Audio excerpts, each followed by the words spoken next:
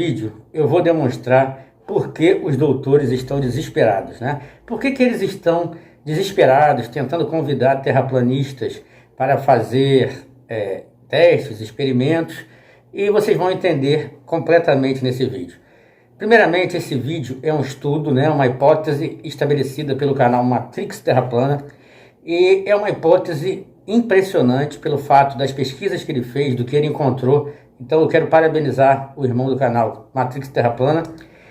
Eu tentei pegar alguns pedaços para mostrar para vocês aqui. Como eu não tenho o contato dele, eu peço desde já desculpas, porque eu tenho que colocar o seu vídeo na íntegra. Eu peço até desculpas, eu sei que o vídeo é seu, mas todos os créditos para esse estudo, para essa pesquisa, eu dou ao canal Matrix Terra Plana. Vou publicar o vídeo, como eu não tenho o contato dele. Caso ele se chateie, eu removo o vídeo na mesma hora, porque eu penso que todos precisam saber e entender esse estudo dele. Ele estabeleceu uma hipótese. É óbvio que a gente sabe que na troposfera, a gente olhando para a Terra, na troposfera estão 90% dos gases, né? E a gente sabe que aqui na troposfera que temos os eventos, né, meteorológicos, chuva, né, e muito mais por conta desses gases. Mas ele estabeleceu uma hipótese: e se próximo à superfície, ok, estiverem os gases menos densos, próximo à superfície, ok? Estiverem ali os gases menos densos e acima, mais densos gradativamente até um certo ponto, ok? E esse estudo foi elaborado, muito interessante, é muito interessante, isso até um ponto, veja bem, próximo à superfície. Isso mudaria completamente toda a percepção que a gente tem para perceber curvatura, para os testes. É realmente muito interessante esse estudo, e eu vou colocar aqui o estudo completo, ok? E vou colocar alguns materiais que ele tem muito interessantes. Então, galera, o negócio é o seguinte: eu peço perdão aqui ao irmão do canal Matrix Terra Plana, todo o trabalho foi dele, sei que dá trabalho editar, mas eu tentei pegar alguns pedaços, mas eu acho que ele explicou magistralmente, então fica difícil eu pegar aqui alguma coisa. Então, logo depois que vocês verem esse vídeo, eu voltarei aqui para fazer um comentário. Lembrando, o canal Matrix Terra Plana estará na descrição do vídeo, estará nos comentários fixado no topo. Então, se inscrevam nesse canal, aí você vai ver todos os estudos e por que os doutores estão tão desesperados, né? Fiquem aí com o vídeo, daqui a pouco eu volto para comentar. Desde que comecei a estudar que a Terra não é um globo, sempre tive em mente que para definir essa questão deveríamos não só filmar objetos distantes, mas explicar por que os vemos numa Terra esférica, sendo que não deveriam ser vistos devido à suposta curvatura. A ausência de curvatura na hierarquia de evidências, a fim de demonstrar o formato da Terra, é infinitamente superior a qualquer movimento celeste que em tese depõe contra o que constatamos aqui embaixo. Por isso, o vídeo de hoje possivelmente é o mais completo até o presente momento, no que tange aos aspectos da refração e suas implicações sobre o formato da Terra. O vídeo está dividido em várias partes com explicações pormenorizadas de como a refração, as leis da química e da física estão em harmonia com a Terra plana e flagrantemente contra uma Terra globo. Vamos começar com um vídeo de explicação básica sobre refração, evidenciando mais adiante onde está o ponto-chave de toda a enganação da teoria da Terra globular.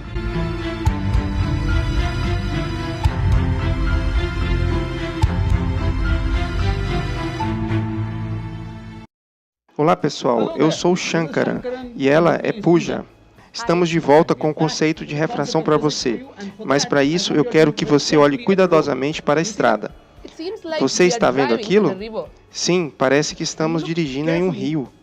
Olha com atenção, quando você vai se aproximando, camada por camada vai desaparecendo. Isso é incrível, não é? Para você entender exatamente o que acontece, minha amiga Pooja vai levar você ao deserto. Então, você está pronto?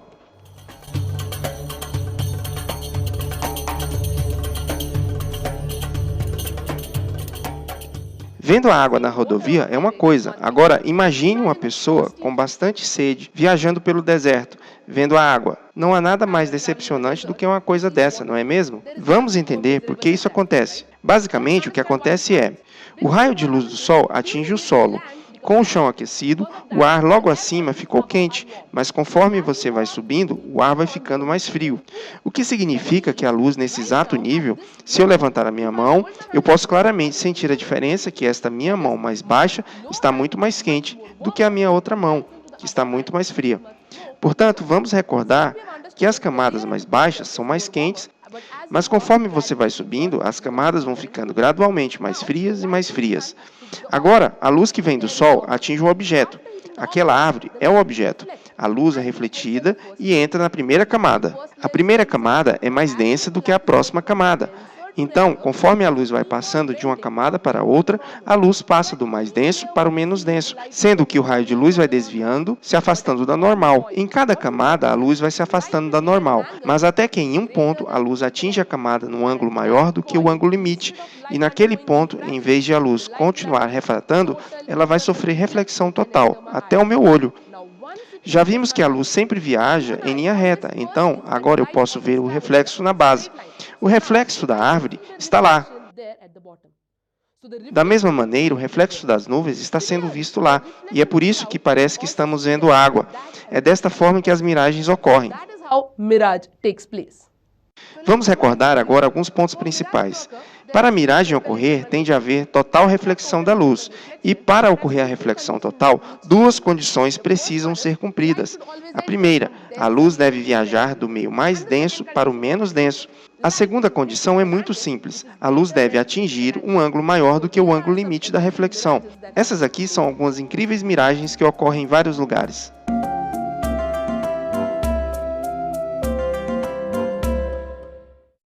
Vamos entender agora por que na atmosfera normalmente as camadas mais densas ficam em cima e as camadas menos densas embaixo. Ou seja, a variação de densidade das camadas atmosféricas é crescente de baixo para cima ou decrescente de cima para baixo.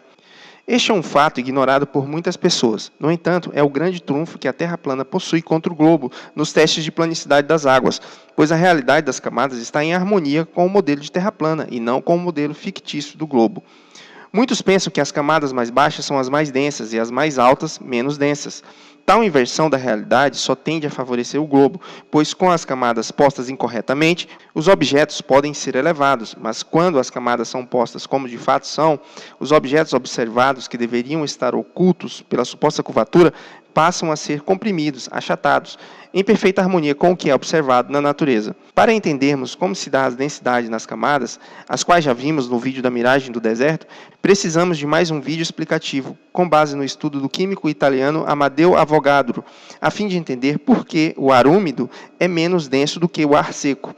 Muitos pensam que as camadas mais próximas do solo e da água são as mais densas, por uma indução errônea de percepção que a pseudociência conduz a todos, a fim de não esclarecer e pôr a bom termo tal questão. Pois, se a pseudociência explicasse que as camadas na atmosfera são menos densas quanto menor a altitude e mais densas em maiores altitudes, o globo seria demonstrado como fraude. Vamos à explicação. To understand why moist air is less dense than dry air, we need to focus on the following factors. Para entender por que o ar úmido é menos denso do que o ar seco, precisamos conhecer algumas questões. Em primeiro lugar, o princípio de Avogadro, e em segundo lugar, o peso de uma molécula de água. Vamos começar pelo princípio de Avogadro. De acordo com o princípio de Avogadro, uma parcela qualquer de ar sempre terá o mesmo número ou quantidade de moléculas, se eles estão nas mesmas condições de temperatura, pressão e volume. Assim, aquela porção do ar atmosférico sempre terá a mesma quantidade de moléculas, mesmo se uma dessas parcelas tiverem moléculas mais pesadas do que a outra parcela de ar. Agora vamos considerar o ar seco em contraponto ao peso do ar úmido. Pois bem, o ar seco é considerado anormal e regular, sem que nele tenha vapor d'água. No ar da nossa atmosfera, na sua forma mais simples, sem o vapor de água, a composição do ar é de 78% de nitrogênio e 21% de oxigênio. Portanto, para descobrir o peso do ar seco, tudo o que temos que fazer é nos concentrarmos nesses dois elementos. O nitrogênio tem um peso molecular de 14 gramas por mol, mas na atmosfera ele aparece em pares. Portanto, o peso do nitrogênio na atmosfera é de 28 gramas por mol.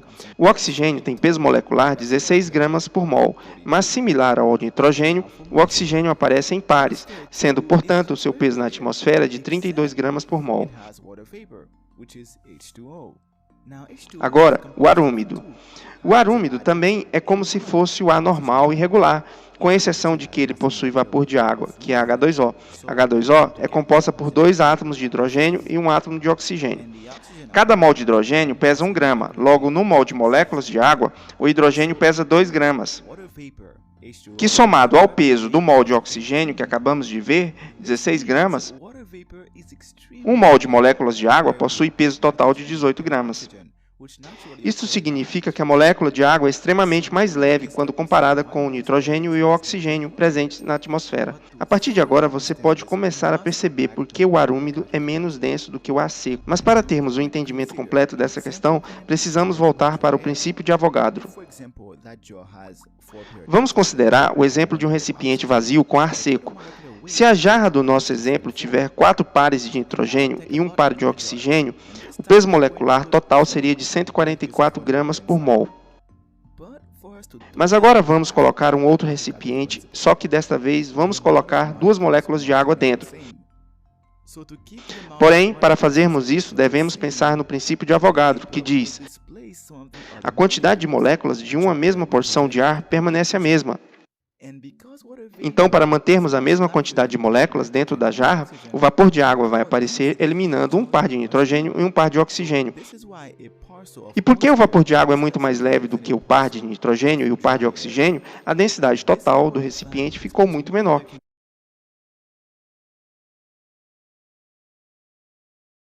Diante do que vimos até aqui, podemos constatar como aqueles que combatem a Terra plana estão desprovidos de mínima solidez em seus argumentos. O editor deste blog, que costuma chamar as pessoas que pesquisam a Terra plana de terra chatos, responde à seguinte pergunta, possivelmente feita por ele próprio. Quando o ar fica mais úmido, ele fica mais leve ou mais pesado? Podemos observar que o professor, arqui-inimigo da Terra plana, responde abaixo o mesmo que constatamos. Ele diz, abre aspas, no ar úmido, algumas moléculas de oxigênio e nitrogênio foram substituídas por igual número de moléculas de água que possuem massa menor do que a massa das outras moléculas, tornando assim o ar úmido menos denso do que o ar seco. Meu caro professor, aguerrido e inveterado inimigo da Terra plana, se o senhor sabe que o ar úmido é menos denso do que o ar seco, por que o senhor não dispõe as camadas como de fato elas estão na natureza? Isto é, num gradiente crescente de densidade de baixo para cima. É claro que, apesar do senhor reconhecer o ar seco como mais denso, suas camadas estão sempre colocadas de forma invertida, pois só assim elas subiriam os objetos no seu modelo fictício.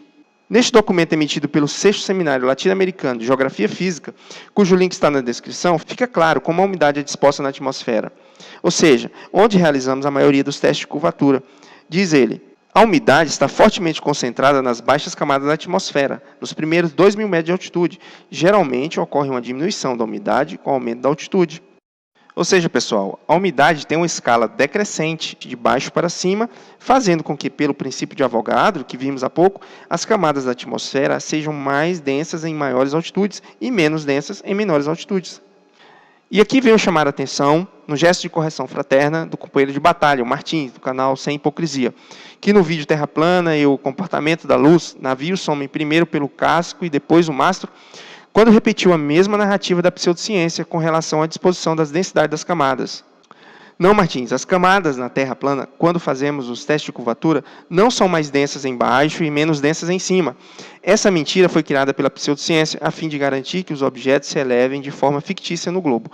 Portanto, Martins, as camadas da Terra plana e do globo jamais podem ser estratificadas da mesma forma, pois a Terra plana é a exposição da realidade observada, enquanto que o globo é um modelo com ardis colocados a cada grau de curvatura.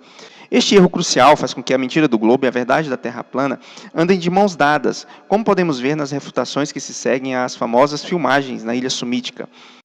Tanto no modelo do globo quanto no modelo da Terra plana, nossa atmosfera ou atmosplana é estratificada em diversas camadas de densidades diferentes. Sempre, o ar que está mais próximo da superfície é mais denso do que o ar a 20 metros de altitude. Este, por sua vez, é mais denso do que o ar que está a 40 metros de altitude.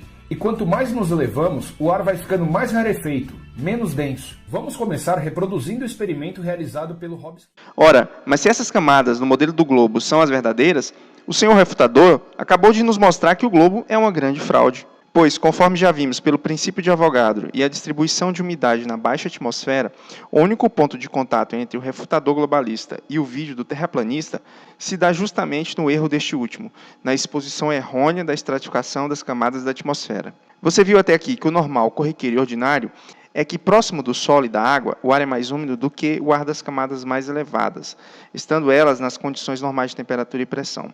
Quando ocorre um aquecimento do ar úmido devido à temperatura, ele se torna menos denso ainda, pois com o seu aquecimento as moléculas ficam mais dispersas, aumentando o volume. Portanto, a lógica é conforme a explicação da moça no vídeo da miragem do deserto que vimos no início. O que faz a escala de densidade ser crescente, baixo para cima, é que o ar é aquecido nas camadas mais baixas, vai subindo e perdendo a umidade, com isso ele vai se tornando mais seco e frio. Como o ar seco é mais denso, a escala de densidades, normalmente, no dia a dia do mundo real, é crescente de baixo para cima, exatamente ao contrário da teoria fajuta da bola.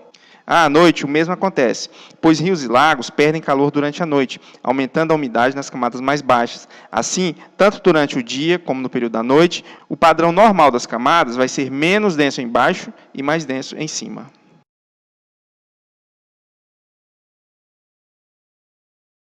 Vamos agora analisar as diversas situações de refração com as camadas dispostas de forma correta, bem como na configuração invertida, comentando os resultados. Conforme já vimos, o ar úmido se concentra mais nas camadas mais baixas da atmosfera, diminuindo sua concentração à medida que sobe.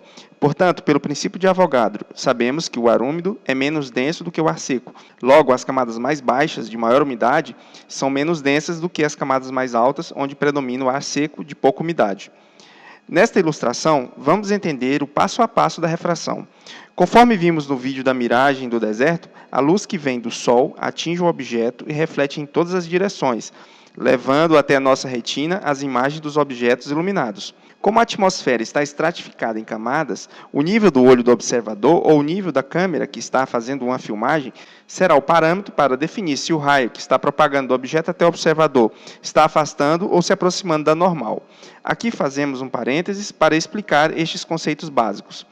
Cada linha horizontal em roxo representa quando há mudança de densidade. Podemos dizer que cada linha roxa é um dióptro. A reta normal está ilustrada pela linha preta e ela é sempre perpendicular ao dióptro ou à camada. A refração vai ocorrer de duas maneiras. A luz pode propagar do meio menos denso para o mais denso e do meio mais denso para o menos denso. Quando a luz propaga do meio menos denso para o mais denso, a luz diminui sua velocidade, aproximando-se da normal. E quando propaga do meio mais denso para o menos denso, ela aumenta sua velocidade, afastando-se da normal. Portanto, se um observador está avistando um navio, uma ilha, um farol ou uma ponte, a luz que vem da base propaga até a retina em um sentido nas camadas, e a luz que vem do topo propaga no sentido contrário. Isto é, o raio que vem da base propaga do menos denso para o mais denso, se aproximando da normal, e o raio que vem do topo propaga do mais denso para o menos denso, se afastando da normal. Se o observador está acima por completo do objeto, todos os raios refletidos do objeto ao observador, desde a base até o topo, vão propagar do menos denso para o mais denso, se aproximando da normal, conforme a ilustração que vemos agora. Quando avistamos objetos distantes que deveriam estar atrás da suposta curvatura, nossos críticos dizem que tais objetos foram erguidos devido à refração. No entanto, quando eles não foram vistos, dizem que a curvatura os ocultou.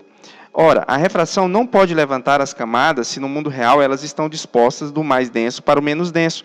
Nós vemos objetos sendo comprimidos, achatados, como é o caso dos andares destes prédios que foram encolhidos, quanto mais próximo da água estão. Vejamos como a refração na Terra plana faz todo sentido ao que observamos na prática. Quando a luz vem do topo do mais denso para o menos denso, ela desvia nas camadas, se afastando da normal. Assim, quando o raio chega ao observador, a imagem vai ser projetada na posição do prolongamento do último raio que atingiu sua retina. Observe como a nova altura do objeto fica inferior à sua altura real. Há uma compressão da imagem, conforme é observado. Quando o raio vem da base, acontece o mesmo. A imagem é comprimida de forma mais severa ainda. O menor desvio faz com que a luz, que se aproxima da normal, porque vem do menos denso para o mais denso, projete a imagem para baixo, formando a linha do horizonte.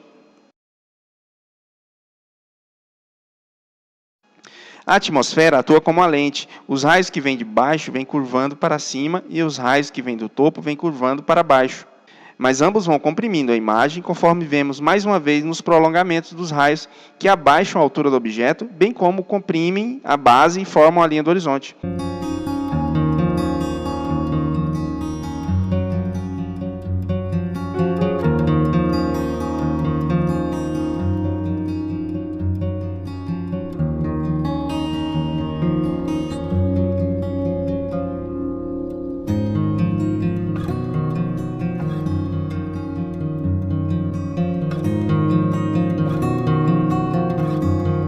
Muitas vezes, a base pode ser ocultada, sendo a luz que traz sua imagem sequer chegar ao olho do observador.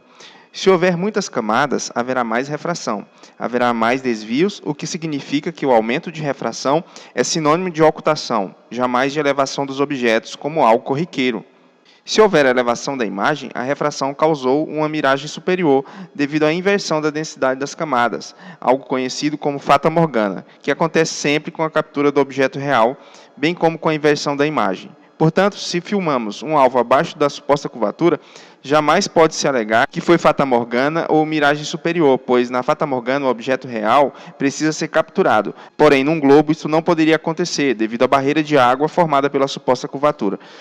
Vemos nesta quarta situação que o raio que vem do Sol, depois de passar por todas as camadas, atinge o objeto. O raio refletido propaga até o observador, se aproximando da normal, sendo que o prolongamento do último raio vai agora elevar o objeto. Tal teoria só pode ser embasada com a mudança da realidade das camadas, além de tal elevação não ser constatada, muito pelo contrário, sendo observado uma compressão das imagens. Na quinta situação, para a Terra-globo, o raio saindo da base até o observador se afasta da normal. Com o prolongamento do raio, a base pode ser suspensa, mas graças ao falseamento das densidades das camadas.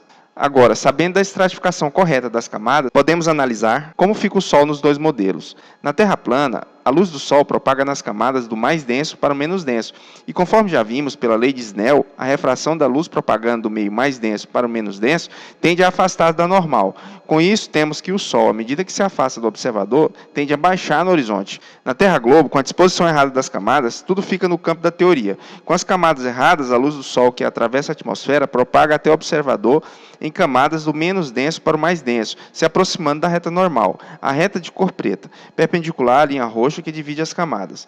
Como a teoria do globo se baseia em um falseamento da realidade, a alegação de a refração erguer o Sol aparente no horizonte para justificar o eclipse lunar, quando a Lua aparece eclipsada juntamente com o Sol acima do horizonte, acaba de se comprovar como mais uma fraude. Se o uso errado das densidades é que faz o Sol e a Lua subirem no horizonte para justificar o eclipse, obviamente que a explicação do eclipse lunar do globo com o Sol e Lua sobre o horizonte não se sustenta. Até aqui já vimos como acontece a refração, como a umidade está concentrada nas partes mais baixas da atmosfera, sendo que a mesma vai diminuindo à medida que aumenta a altitude, e que por isso, devido à lei de Avogadro, as camadas mais baixas acabam se tornando menos densas e as mais altas mais densas. Neste exato momento, você vai estar preparado para compreender esta realidade. No início do vídeo, eu deixei um lembrete sobre uma das leis da física, pertencente ao fenômeno óptico da reflexão total. A reflexão total só pode ocorrer quando a luz propaga do meio mais denso para o menos denso. Agora vejamos as filmagens na Ilha Sumítica, realizada pelo globista Marcelo Andarilho, que saiu de Petrópolis a Caraguá, com o intuito de desbancar os experimentos de J. Martins do canal Sem Hipocrisia na Ilha Sumítica. Andarilho andou quase 600 quilômetros, pegou o ônibus, viajou a noite toda, só para refutar os experimentos na Ilha Sumítica. Vejamos o que ele diz. Eu não moro em Caraguá, nem perto da cidade. Moro em Petrópolis, Rio de Janeiro. E não iria ser burro de não ter uma previsão de clima favorável para a visualização da ilha. Perder tempo, dinheiro, já que passagens de ônibus para Caraguá são caras e a viagem é longa e cansativa. Viajei a noite inteira, do dia 18 para o dia 19, para chegar em Caraguá ao amanhecer. Era um dia de céu limpo, como podemos ver nas imagens. Depois de tanto esforço, Andarilho consegue capturar o topo da Ilha Sumítica com miragem inferior, devido à reflexão total da luz, que só pode propagar até o observador em camadas do mais denso para o menos denso. Assim, ele nos brinda com uma filmagem das mais corriqueiras, as quais produzem a ocultação dos objetos, que são as miragens inferiores, as quais jamais podem ser reproduzidas sobre uma esfera. Numa Terra plana, o espelho é plano, o que é perfeitamente reproduzível. Numa Terra esférica, o espelho é convexo e o raio de luz propaga na ascendente, nunca chegando ao observador, a não ser que a imagem passe por dentro da Terra, o que é algo bizarro e insano. Você verá essa explicação detalhada do bizarro espelho convexo da Terra-bola na parte 5 deste vídeo. Portanto, lembrando mais uma vez que a reflexão total só pode ocorrer quando a luz propaga do mais denso para o menos denso, a Ilha Sumítica nunca poderia ser elevada acima do horizonte. Pois quando a luz caminha do meio mais denso para o menos denso, o prolongamento do raio sempre vai abaixar a imagem, jamais elevar. Se Deus deixou uma dica para que se pudesse provar a planicidade das águas, a miragem inferior é ela. Nenhuma miragem inferior pode ocorrer com a luz propagando do meio menos denso para o mais denso, que são as camadas do globo. A miragem inferior de objetos que deveriam estar abaixo da curvatura é uma prova irrefutável de que a Terra é plana, pois a propagação só pode ocorrer do meio mais denso para o menos denso, havendo uma compressão da imagem, jamais uma elevação dela.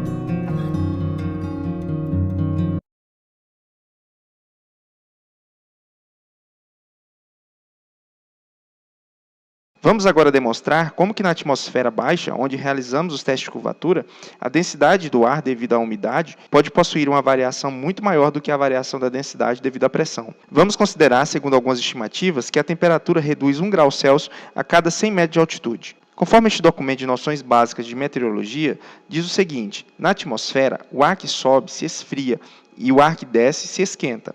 Aproximadamente na atmosfera, o ar que sobe ou desce se esfria ou esquenta na proporção de 1 grau Celsius a cada 100 metros, respectivamente. Isto acontece sempre que o ar está seco, ou seja, a umidade relativa é menor do que 100%. Assim, nós consideramos a temperatura na altitude zero de 30 graus. Com isso, a 40 metros, ela estaria hipoteticamente a 29,59 graus.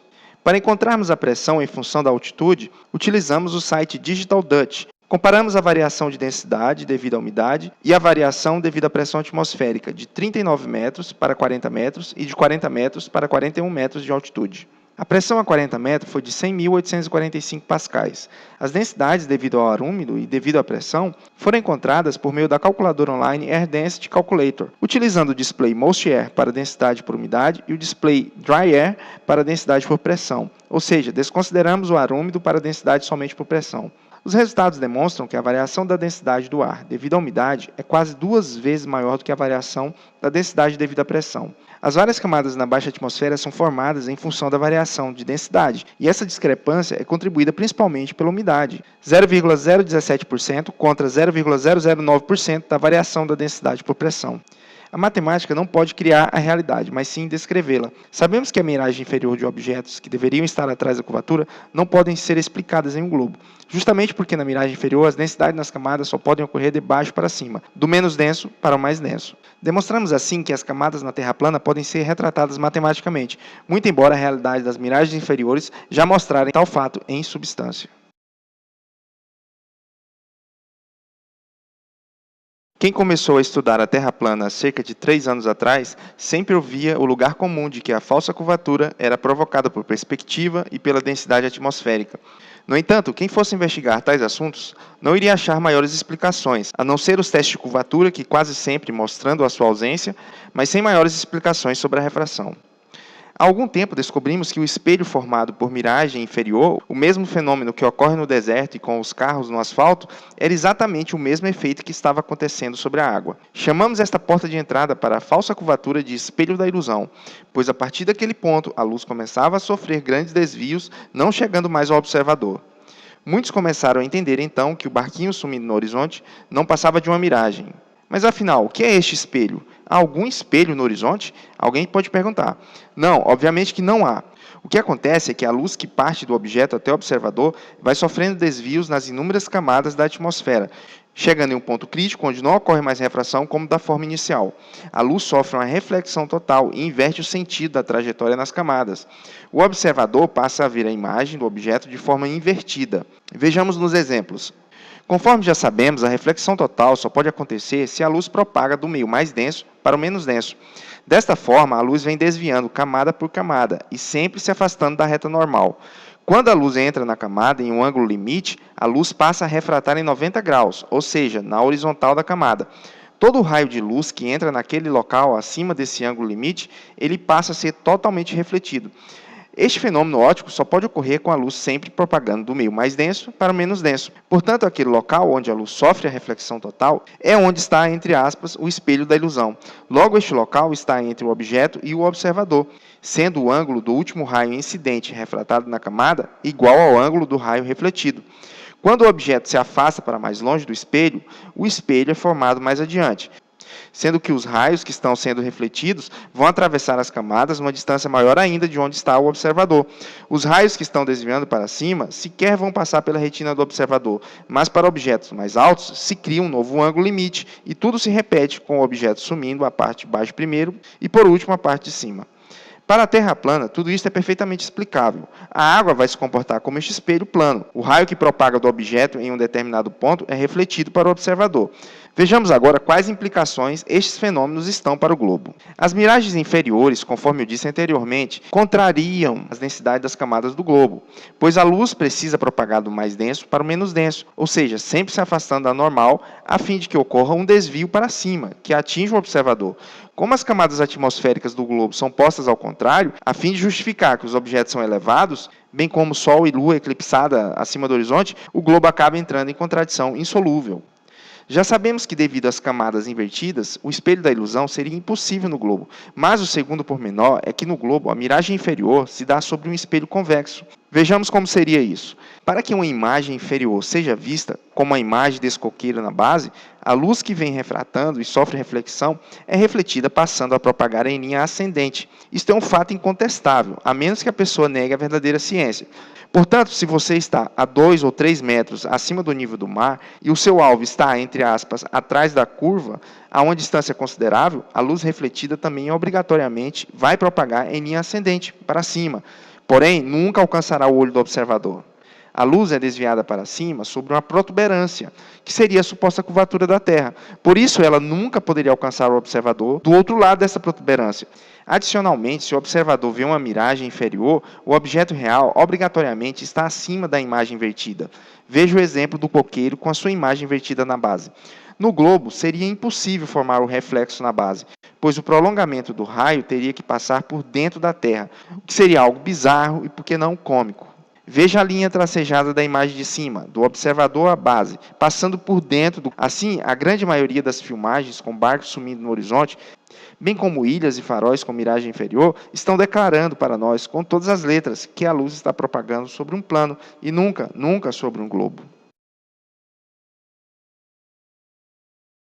Quando um globista vai explicar por que os objetos se elevam abaixo da curvatura, geralmente tentam retratar a atmosfera com um pratinho com água, similar aos livros do MEC. Ora, a atmosfera não possui um único dióptero. As inúmeras camadas possuem espessuras milimétricas. No trajeto que a luz propaga do objeto até o observador, inúmeros desvios podem ocorrer. E quanto maior for a distância, maior a probabilidade da temperatura, ventos e demais fatores climáticos criarem diversas densidades, aumentando a refração e, portanto, aumentando os desvios, fazendo com que a luz não chegue ao olho do observador. Isto é perfeitamente inteligível pela lei dos gases de Clapeyron.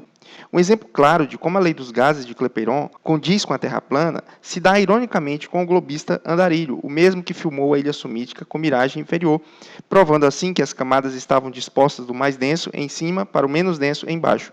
Andarilho passou um dia inteiro filmando a ilha sumítica. Segundo ele, a ilha só pôde ser filmada ao meio-dia, porque naquele momento a refração aumentou.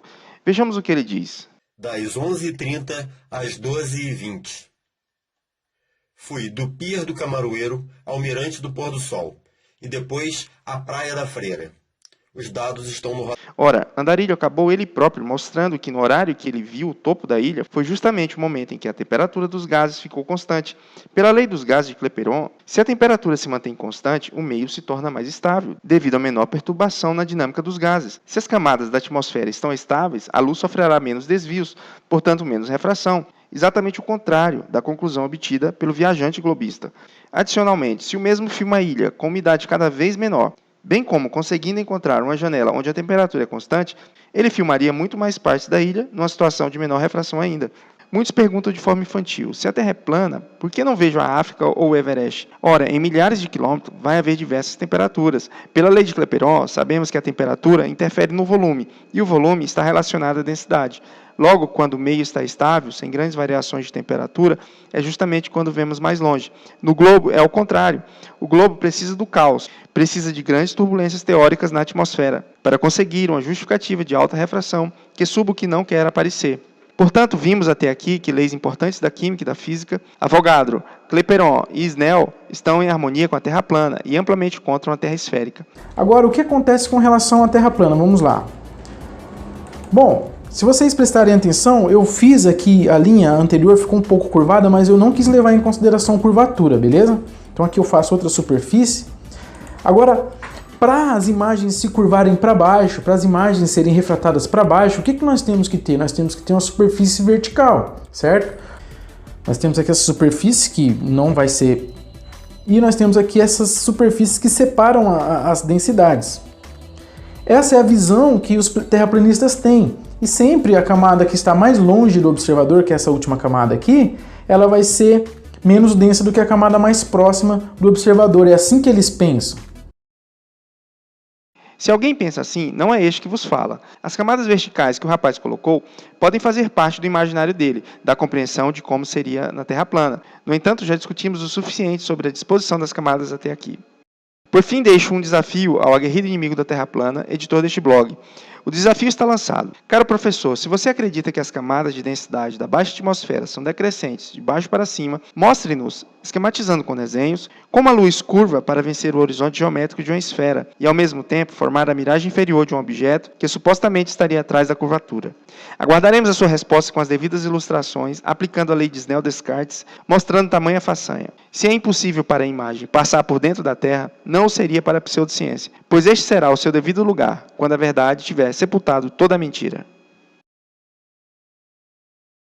Interessante, né? Que até o professor Longo, que recebe, né, única e exclusivamente para atacar os terraplanistas, ele mesmo já confessou isso no Facebook, eu falei, vocês perdem seu tempo, eles chamam os terraplanistas de terra chatos. Eu até perguntei ele, você não tem o que fazer aí na faculdade, né? O povo paga o seu salário, né? O povo que trabalha e paga seus impostos, e você só fica o tempo inteiro atacando o terra plana nas redes sociais. Ele falou que ganhava para isso, para única e exclusivamente fazer isso, e você percebe que ele concorda, né? Que realmente o ar úmido, né? E entre o ar úmido e mais seco, com os estudos do canal Matrix Terra Plana. Bem interessante isso. Vocês vão perceber também agora algumas imagens que ele tem, muito interessantes, que corroboram com isso. Eu vou deixar para o final aqui, então quero parabenizar. Então, quando eles fizeram o desafio, para mim e para o Leandro, você percebe que eles já estão desesperados, e eles iam utilizar qual meio para tentar provar a bola molhada giratória? O meio da ciência convencional, da pseudociência.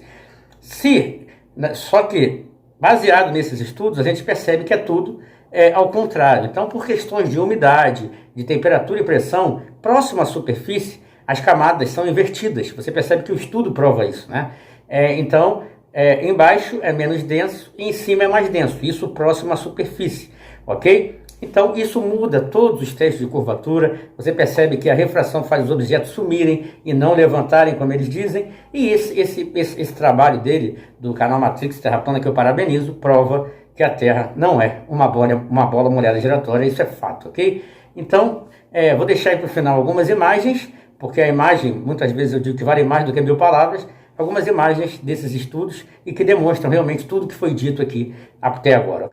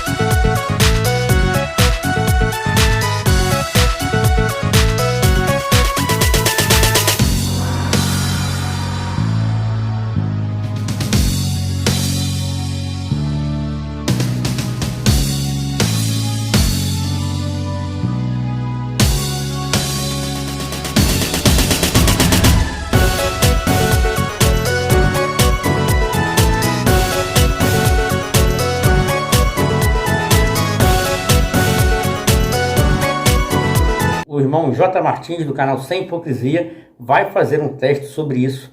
A OH Publicações vai patrocinar esse teste e o Martins vai fazer um teste impressionante sobre justamente isso, sobre essa reflexão, sobre essa hipótese, e vai ser bem interessante, bem legal a gente partir de uma premissa diferente e comprovar que realmente a Terra não é um globo. Então também, para ajudar, adquiram os livros da OH Publicações, estarão todos aí na descrição. O link do canal Matrix Terra Plana estará na descrição, se inscrevam, vão lá, ele tem vários vídeos, vários estudos sobre isso, se inscrevam lá, dê uma força para o nosso irmão que faz um excelente trabalho. Um abraço e até a próxima.